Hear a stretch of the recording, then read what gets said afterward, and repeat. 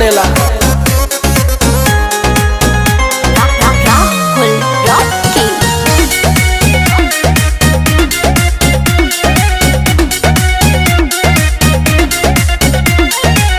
चैती बयरिया मचौले बतबाही, लस लस देह करे आवेला जम्हाई।